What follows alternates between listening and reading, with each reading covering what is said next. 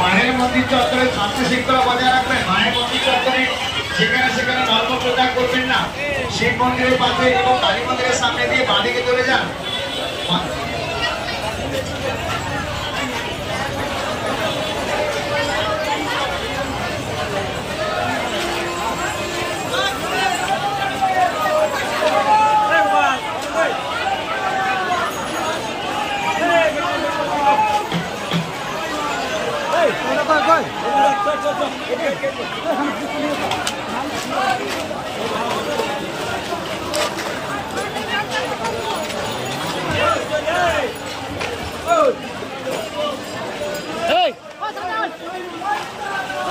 যদি কোনো যাত্রী বা কোনো শারীরিক অসুবিধা বোধ করে, তখন চোট লেগে থাকে, আপনি স্বাস্থ্য যাকে বিনামূল্যে ওষুধ নিয়ে যান।